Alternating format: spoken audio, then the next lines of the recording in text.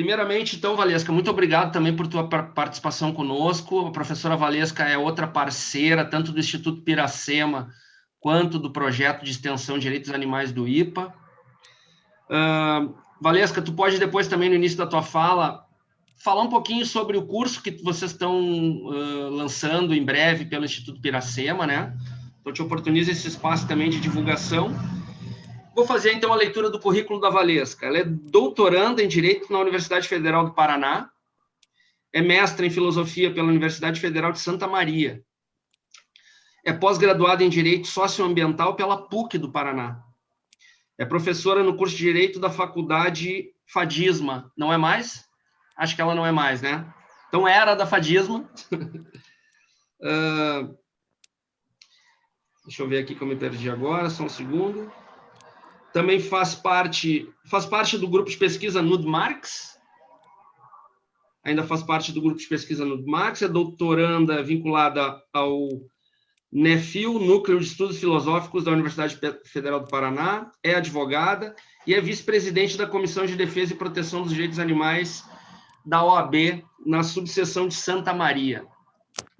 Valesca, é um prazer te ter aqui conosco.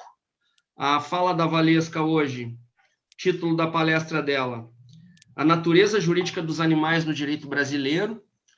Valesca, então, abro a palavra para ti, no mesmo formato. Quem quiser já ir colocando perguntas no chat pode escrever, e ao final a gente abre o debate com a Valesca e com o Gabriel e todos os questionamentos que foram trazidos. A palavra está contigo, Valesca. Só abre o microfone. Bom dia a todos e a todas. Primeiramente, agradecer o convite. Eu acabei tendo uma crise de tosse agora, ao finalzinho da fala do Gabriel, estou tomando água para ver se melhora a voz, mas quero agradecer imensamente, Rogério, ao convite, a professora Fernanda Medeiros também, pelo convite, e dizer que essa parceria do IPA com o Instituto Piracema está muito bacana, né? O nosso grupo lá inspira reflexões também, então parece que realmente está germinando aí muitas sementes de pensamento e teoria relacionada aos direitos animais, e eu fico muito feliz de fazer parte de tudo isso. Falar também rapidamente aqui que o Rogério abriu o espaço do curso, que também em parceria com o Instituto Piracema, a professora Karen Wolff e eu vamos ofertar no mês de junho. Ainda vamos fazer ali os materiais de divulgação, né, Fernanda? E vai ser justamente sobre o tema da minha fala de hoje, né, trabalhar com a questão da natureza jurídica dos animais no direito brasileiro. E aí, então, aqui 50 minutos é só uma palhinha, né, ou é só para instigar também essa curiosidade e também inspirar essas reflexões para que a gente possa robustecer a teoria dos direitos animais no país e, enfim, fazer com que alguma proteção jurídica mais eficaz seja trazida, atribuída a eles. Então, fiquem ligados nos nossos canais, né, de divulgação aí para as notícias futuras do curso. Bom, eu vou compartilhar minha tela agora, então. Deixa eu só achar que o Zoom é um pouquinho diferente do que eu estou acostumada, achei. Bom, só me avisem quando estiver aparecendo. Já está aparecendo? Certo. Bom, então... e está aparecendo também os videozinhos em cima do coisa, ou é só eu que estou aqui? Não, né? Tá aparecendo só... Tu pode dar um jeito de minimizar essa caixinha de vídeos. Tá. Ela estava aparecendo, então. Sim. Beleza. Então tá. Obrigada, gente. Bom, então, a natureza jurídica dos animais no direito brasileiro. Eu vou trabalhar... Meu Deus, achei que dava para passar aqui. Vamos ver. Pronto. E aí, eu estruturei a minha fala em 4 pontos para apresentar aqui, de forma bem breve também, né, em decorrência do tempo, e depois as eventuais dúvidas a gente tira ao final e eu, com os meus contatos, né, que eu vou deixar para vocês.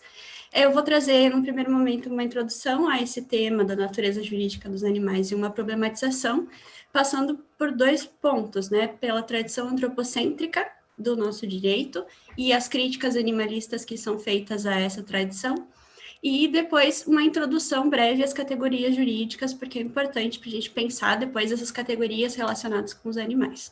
Depois o segundo ponto, que é categoria jurídica e animais, e por último, né, o terceiro ponto teórico ali de animais como pessoas no direito brasileiro, e por fim ali uma conclusão e algumas reflexões relacionadas à fala.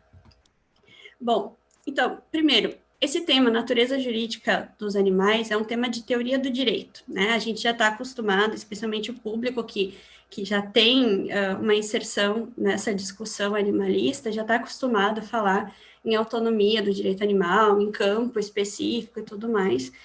Mas eu só quero deixar claro e lembrar que o direito, pela nossa teoria positivista, enfim, ele é considerado um sistema unitário, né? É um sistema que é composto por diversas normas que estão estruturadas em ramos, em campos. Tem um microfone aberto, gente. Não está no coração, não. Eu acho que é da Chimene. Tá. Bom, então, o direito é um só. E para que a gente tenha um sistema que seja coerente, que não tenha contradições, que possa ser instrumentalizado da melhor maneira possível, a gente tem uma teoria do direito, uma teoria geral, que vai trabalhar com categorias gerais que se aplicam a todos os ramos do direito. Embora a nossa tradição jurídica, da teoria do direito, ela tenha vindo especialmente do desenvolvimento da teoria civilista do direito, né? Essas categorias, ou algumas categorias que tiveram surgimento nessa normatização, nessa tradição civilista, são teóricas do direito em geral. Então, se eu considero, por exemplo, um ente como uma pessoa no direito civil, eu considero esse ente como uma pessoa no direito penal, no direito constitucional, no direito tributário, em todos os ramos do direito, porque o direito é um só. Né? Eu não posso considerar uma pessoa e coisa no mesmo direito, tá? Princípio de não contradição, enfim, em tese, né, pela nossa teoria mais tradicional, a gente tem ali certas regras para consideração da coerência, unidade e sistematicidade do direito. Tá? Então, é um tema de teoria do direito. Segundo, o que é natureza jurídica e regime jurídico? Bom, isso aí também é um problema. Por quê? Então, eu vou trazer aqui só uma definição para a gente conseguir dialogar. Porque a natureza jurídica vem de uma postura teórica de tentar essencializar categorias, né? De dizer que aquele ente que vai ser considerado pelo direito, de uma forma arbitrária, porque o direito escolhe como vai tratar os entes do mundo, ou cria entes para tratar, enfim, essencializa, existe esse carregamento, né?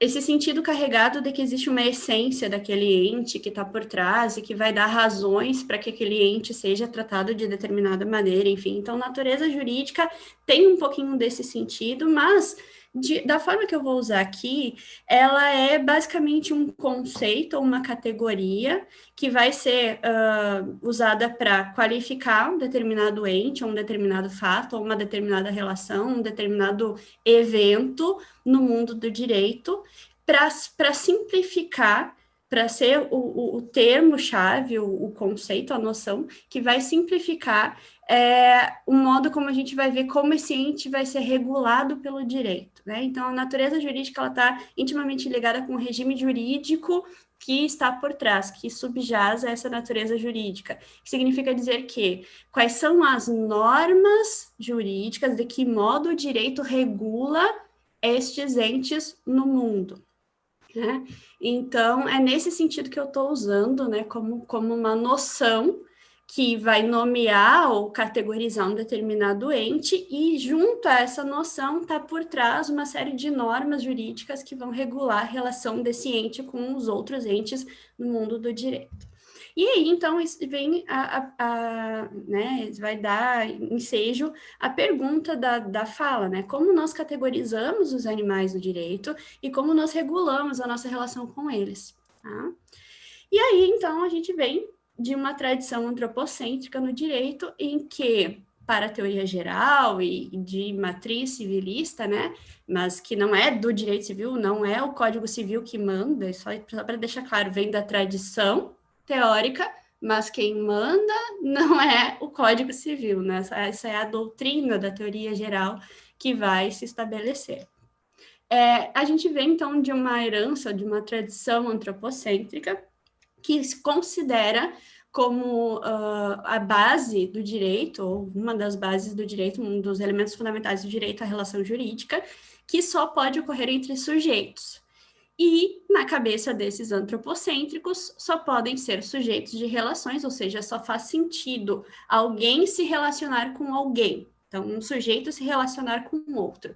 E na cabeça desses antropocêntricos, um animal não pode ser um alguém, não pode ser um sujeito, porque nós não poderíamos ter uma relação com os animais, né? Uma relação social que vai ser traduzida em termos jurídicos e passar a ser relação jurídica.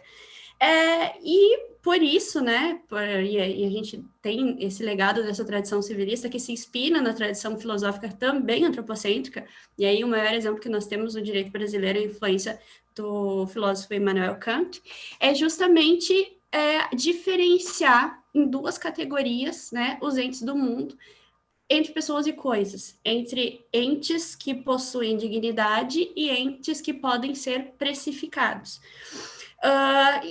Bom, se não tem dignidade, eu posso simplesmente usar como um mero meio, né, para satisfação dos meus interesses. E aí, então, a gente tem todo esse panorama aí que impede a visão de que animais possam ser sujeitos de relações jurídicas, sociais e jurídicas, e que possam ser sujeitos de direito. E aí, as críticas animalistas, da ética animal e de teóricos animalistas, de uma base cienciocêntrica aqui, né, vem justamente, como o Gabriel fala, dessa questão da consciência, né, existe uma unidade mental, existe um ente ali que é um sujeito, né, vem para dizer que os animais podem sim ser, faz sentido lógico, porque o tipo de ser que o animal os animais sencientes, é um tipo de ser que pode se relacionar intersubjetivamente, né? Então, a gente tem todo o aparato teórico aí construído pela ética animal, pela filosofia moral animalista e os desdobramentos dessas teorias, né? E vai trazer também para o direito essa reflexão de que animais podem ser sujeitos de direito, faz sentido pensar isso, né? Inclusive já são, porque há normas jurídicas que protegem interesses relevantes dos animais. E aí, então, agora, muito brevemente também, uma introdução às categorias jurídicas. Pensando, né, fazendo aquele gancho com natureza jurídica, que é esse selo, é esse conceito que vai estar ligado ao ente, e que vai, junto a ele, trazer por trás todo esse conjunto de normas que se aplicam a esses entes no nosso direito, né? O direito opera por meio de categorias jurídicas, então ele é um sistema que é composto por normas e conceitos, né? Essas normas, elas são expressas por meio da linguagem, nós trabalhamos com conceitos jurídicos, nós trabalhamos com categorias jurídicas, e aí nós vamos categorizar os entes, estabelecendo aí critérios de distinção, né? E as categorias jurídicas básicas que nós temos, isso para quem começa a estudar o direito, já vai trabalhar lá com categoria de sujeito e objeto, sujeito de direito, objeto de direito, categoria de direito subjetivo e dever. Enfim, existem categorias que são básicas, que se aplicam em todos os ramos, né? E a categoria de pessoa e coisa, tá? E aí é importante fazer aqui uma distinção, né? Sujeito, objeto, pessoa e coisa, existe um paralelismo, tá? Mas não são as mesmas coisas, porque essas categorias se referem a âmbitos de aplicação diferente, né? Quando eu falo sujeito de direito e objeto de direito, eu estou qualificando elementos da relação jurídica. Então, se eu tenho uma norma que regula uma determinada relação do mundo, né, ela vai regular uma relação entre sujeitos sobre determinados objetos, né, atribuindo efeitos jurídicos. E é o que a gente chama aí do outro elemento das relações jurídicas, que é o vínculo de atributividade, né? E, desculpa, esqueci de passar. E o vínculo de atributividade vai estabelecer, então, né, por meio, a norma jurídica vai estabelecer que, em uma determinada relação jurídica, alguém que ocupa um polo de um sujeito vai ter um direito e o outro polo da relação vai ter um dever de respeitar esse direito, né? Então, pretensão e dever são correlatos. É possível também, essa classificação de direitos aí, a classificação do Hoffeld, né, é uma classificação clássica de tipos de direitos, ou tipos de efeitos jurídicos que as normas jurídicas engendram, né? O poder e a sujeição, então, por um lado, eu atribuo a alguém um poder, e pelo outro, o dever de se sujeitar a esse poder, então, a sujeição, né?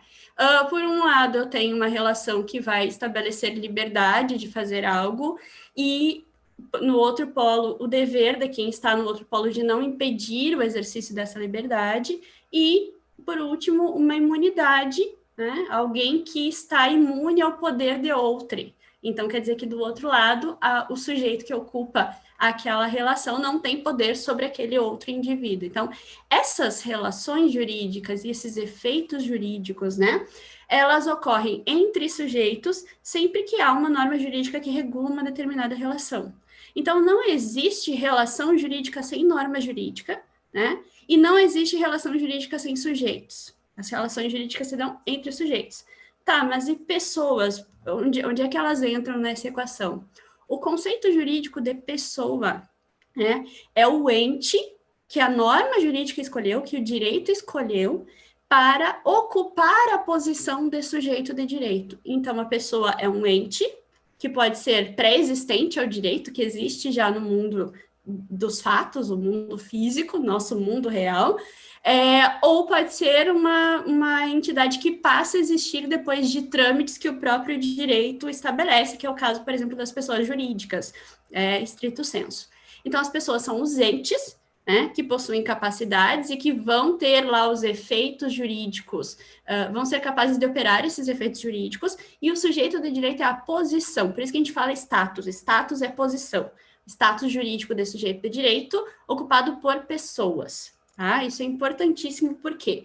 Porque existe uma teoria no direito brasileiro para tentar dizer que existe um terceiro gênero aí, né? Em que existe pessoa, coisa e algo que não é nenhum nem outro, que é um ente sem personalidade.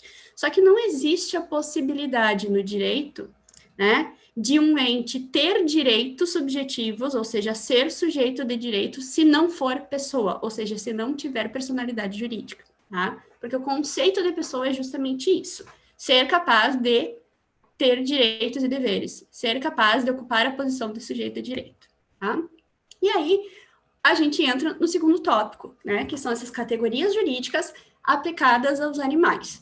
E a gente tem, pela tradição, né, que é uma tradição que vem do direito civil, a categorização, a qualificação dos animais como coisas no direito brasileiro. Essa, em tese, é o que tradicionalmente se impõe ainda, e a gente ainda vê, mesmo em julgados que são julgados festejados no meio animalista, por exemplo, o julgado que trabalha com regulamentação de visitas, o RESP, que estabeleceu com quem ficaria o animal depois da separação do casal, né? Ainda assim, explicitamente diz: animais estão submetidos ao regime jurídico de propriedade e são coisas no direito. Mas nós precisamos regular os afetos. Então, eles são coisas, mas a gente considera que os humanos se afeiçoam a eles, portanto, vamos proteger esses afetos. É basicamente isso que diz esse RESP. Depois eu posso passar o número para vocês. Bom, mas já há julgados também, inclusive no âmbito do STJ, né? O mesmo que fez o RESP esse dizendo que animal era coisa, explicitamente dizendo que animal não é coisa, que é lá de 2009, por exemplo, o RESP, esse aqui eu anotei, número 1.115.916, né, em que se faz ali uma consideração da ciência dos animais, de dizer que, olha, os animais, eles possuem uma mente, eles possuem capacidades, e, portanto, não podem ser considerados como coisas no nosso direito. Bom, mas existem também outros, então, se eles não são coisas, e existe até um projeto de lei para dizer que animais não são coisas, e existem códigos civis em outros países, por exemplo, na Suíça, que dizem expressamente animais não são coisas. Mas, bom, se eles não são coisas, eles são o quê? Pela lógica jurídica, deveriam ser pessoas, porque existem só dois tipos de entes no mundo jurídico. Aqui, né, que participam das relações. Os sujeitos, que são as pessoas, e as relações sobre os objetos, que são as coisas. Mas existe toda uma teorização aí, e inclusive movimentações legislativas, para dizer que animais são seres sensíveis, animais são seres sencientes, animais são seres vivos dotados de sensibilidades, ou mesmo simplesmente animais, para denotar aí toda essa qualificação e dizer que existiria, então, um terceiro gênero, que não é nem coisa, nem pessoa, mas é ser sensível que nós devemos respeitar. Mas o problema disso a gente bota um nomezinho, ou seja, muda a natureza jurídica, né, muda o selo, só que o regime jurídico que vem atrelado a esse selo não muda muito, né, porque em todos esses códigos em que houve essa alteração de que animais não são coisa, animais são seres sensíveis e blá, blá, blá, há imediatamente um dispositivo abaixo dizendo quando não contrária a essa natureza senciente, né, os animais são submetidos ao regime da propriedade, ao regime de bens, ao regime patrimonial, ao regime, né, jurídico das coisas. Então, se aplicam a eles as normas referentes às coisas. E não é isso que nós, animalistas, queremos, não é mesmo? Então, a gente precisa pensar, e já existe também aí uma outra, né, classificação, tratando de animais como entes despersonificados ou despersonalizados, a nomenclatura varia bastante, né? Como um terceiro gênero entre pessoas e coisas, no sentido de que existiriam sujeitos de direito que não são pessoas. E isso é um problema porque o próprio conceito de pessoa é aquele que é capaz de ser sujeito de direito. Então, é uma negação do próprio conceito de pessoa. E existe uma doutrina, o próprio Fábio Lyoa Coelho, que é um autor bastante citado e tem sido bastante influente, inclusive, nas ações que se pleiteia animais como, enfim, autores das ações, né? Vai fazer toda uma classificação dizendo que existem, o sujeito de direito é gênero, pessoas é espécie desse gênero, mas não faz sentido do ponto de vista da teoria geral, né? Por quê? Porque pessoa é o ente que é capaz de ser sujeito de direito. Não existe um ente que seja capaz de ser sujeito de direito que não tenha, no mínimo, personalidade jurídica, porque é a necessidade, tá? Mas existe aí toda uma teorização sobre entes sem personalidade, e inclusive isso já vem refletindo tanto em projetos de lei no Brasil, quanto em códigos, né, em legislações já aprovadas em estados. Por exemplo, o estado do Rio Grande do Sul é um que aprovou expressamente. Os animais domésticos de companhia são entes despersonalizados, né? E então possuem um regime jurídico especial, tá? Esse seria esse terceiro gênero. O problema, então, é que isso não faz sentido do ponto de vista da lógica da teoria do direito, tá? Existe também, e aí, mais adiante, né? Pessoa é o gênero. Existem duas espécies de pessoas no Brasil. São as pessoas naturais, que são aquelas que nascem e se tornam pessoas por força de lei, declarando esse nascimento como fato gerador, e pessoas jurídicas, que são criadas por meio de artifícios, né, depósito de atos constitutivos em juntas comerciais e assim por diante. Então, existem duas espécies de pessoas e existe o gênero pessoa, que é aquele que é capaz de direitos e deveres no direito, tá? E aí existe, então, agora a tentativa da criação de um terceiro gênero de pessoa, que não seria nem pessoa jurídica nem pessoa natural, que teria essa personalidade sui generis. Se vocês forem se aprofundar na doutrina desses entes despersonalizados, despersonificados, vocês vão ver que existem muitos autores que vão dizer, embora o nome seja ente sem personalidade jurídica, como o conceito de pessoa é ter personalidade jurídica, é ser capaz de ter direitos e deveres, então, na verdade, esses entes têm personalidade. Eles não têm a capacidade para todos os atos, ou mais, eles não têm todos os direitos subjetivos que pessoas naturais têm, ou que pessoas jurídicas têm, porque eles não foram regularizados, como, né? Mas eles têm alguns efeitos jurídicos atribuídos pela norma, voltando aqui, né? Ó, deixa eu só colocar. Existe em alguma relação jurídica eles figuram? Sim, então são pessoas. Que tipo de pessoas? Nem naturais nem jurídica, personalidade sui generis. Nenhum desses gêneros aí é um gênero novo. Tá? Então, existiriam essas classificações. Existe também um tipo de posicionamento que fala que se poderia reconhecer a personalidade ficcional dos animais, colocando eles como pessoas jurídicas. Isso daí já é um pouquinho mais complicado, porque precisaria, sim, de uma alteração legislativa do Código Civil. E aí a tese que eu defendo, que é os animais são pessoas naturais, e isso já existe, é possível de ser defendido no direito brasileiro. E aqui é importante que se fale uma coisa, a natureza jurídica não é dada, não é um dado, ele é um construído pela argumentação. É uma decisão jurídica dos intérpretes e precisa de fundamentação. Então, quando se fala animais são coisas, fundamente. Porque se a gente vai lá no artigo 82 do Código Civil e no 1228 do Código Civil, que falam dos bens, que falam do regime jurídico de propriedade, não tem nenhum termo que diga animais. Ou seja, é pela tradição que a gente repete que os animais estão submetidos a esse regime, é pela tradição que a gente lê animais nesses artigos, mas eles não estão lá. Então, é preciso que se fundamente. E o que eu defendo é que, tratando dessa ideia do conceito jurídico de pessoa e, mais ainda, reconhecendo que o artigo 225 da Constituição, lá no seu parágrafo 1º, inciso 7º, protege juridicamente o interesse subjetivo dos animais a não serem vítimas de crueldade, né? Então, o que ele está fazendo aqui, esse artigo? Ele está colocando o animal numa relação jurídica. Pela interpretação tradicional, o animal é objeto de proteção e os sujeitos são só os humanos que devem uns aos outros respeito. Aquela interpretação de deveres indiretos bem kantiana, né?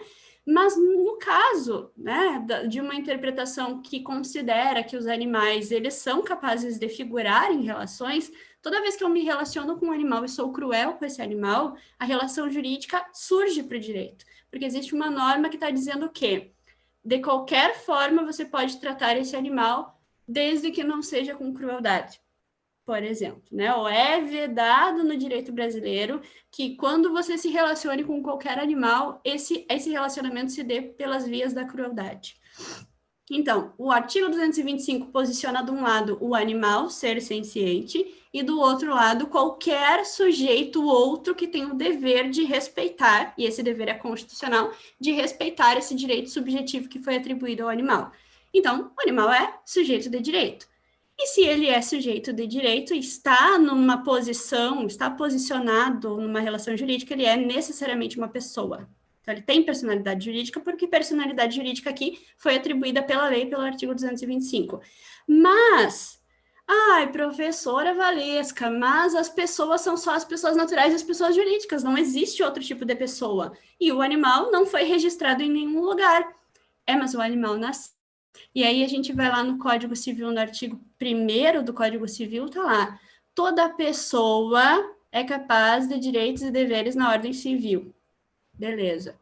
Só que se a gente interpretar esse artigo de uma forma a considerar esse primeiro termo, pessoa, como pessoa para o direito, esse artigo é uma tautologia, né? Ele está dizendo toda pessoa é pessoa, e isso não faz sentido do ponto de vista lógico e é uma norma inútil para o direito.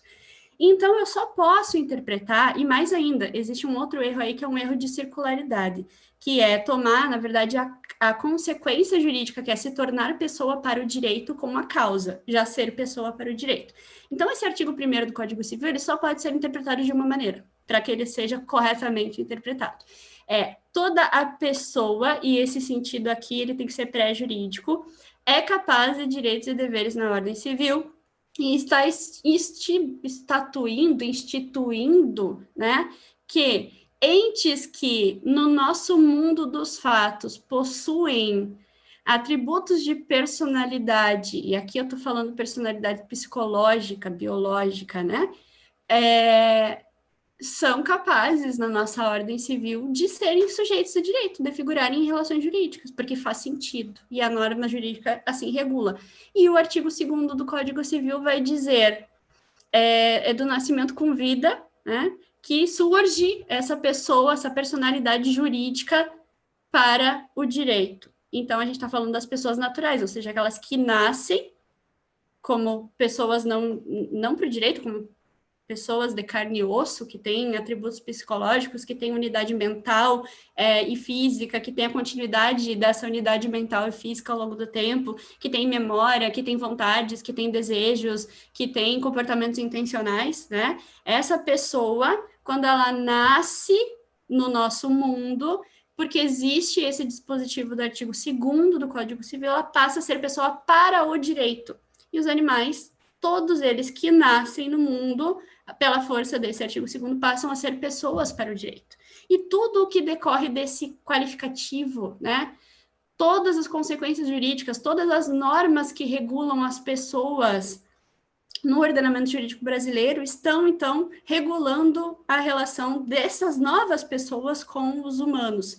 Não diz ser humano, não diz todo o homem nesses artigos, como dizia no Código de 16. Quem interpreta pessoa como igual a ser humano é a cabeça do jurista antropocêntrico, que não conhece a subjetividade animal, a individualidade, a personalidade, né, psicológica dos animais.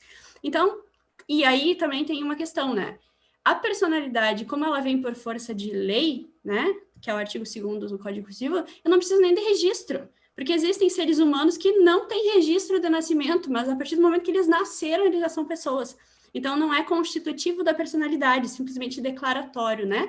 E aí, então, a minha tese é que nós devemos levar essa interpretação, e já estamos levando, né, para tribunais, enfim, uma parceria muito bacana com uma advogada excepcional, que é a Eveline Paludo, e ela já topou trazer essa tese de animais como pessoas, e nós já colocamos em recursos, e agora estamos estabelecendo em outras ações, né, em petições iniciais, inclusive em pedidos administrativos aí para registro como pessoa física, né? Então, é bem bacana que isso pode vir a trazer consequências positivas para os animais, né? E aí, em conclusão, qual que é a natureza jurídica dos animais? Nós precisamos disputar essa natureza, porque a tradição diz que são coisas, mas essa tradição está mudando e já existem declarações dessa tradição de que não são coisas, mas se não são coisas, são o quê? E nós não podemos, ao disputar o que eles são, dar menos do que eles deveriam ser, que é pessoa, né? Que eles têm a sua personalidade, tenham os seus direitos de personalidade respeitados, a sua vida, a sua integridade física, psíquica, a sua liberdade, né? Inclusive direito à imagem, tudo isso que vem amalgamado com essa categoria, né? Que seja reconhecido aos animais, inclusive lá com um reflexo no direito penal, né? Que eles sejam as vítimas dos crimes, né? Os sujeitos passivos dos crimes, eles sejam esse alguém que vai ser lesado. E aí, então, qual categoria nós enquadramos os animais? Eu defendo que deva ser pessoa natural, né? Porque já existe ali possibilidade interpretativa para isso, nos nossos textos normativos, né? E o regime jurídico é o da pessoa, e não de coisa, e não qualquer outra coisa no meio, porque isso é bastante problemático, teria que ter uma legislação aí que a gente sabe pelo nosso Congresso, né, extremamente conservador e explorador dos animais, não vai passar fácil, e se passar vai ser especista, se passar vai ser prejudicial, né? Então, com as normas que nós já temos, nós podemos trazer essa interpretação, e como são regradas as relações entre humanos e animais, são regradas a partir da perspectiva subjetiva e intersubjetiva, né? Animais são sujeitos, participantes das relações possuem efeitos jurídicos, né, atribuídos pelas normas jurídicas, possuem direitos subjetivos, isso já está crescendo muito no país, tanto na Constituição quanto em várias normas infraconstitucionais e estaduais. Então, é dessa maneira que nós devemos ver os animais, né? E aqui eu concluo, agradeço imensamente a participação de todos, deixo os meus contatos, né, mas também fico à disposição aqui para as dúvidas. Muito obrigada.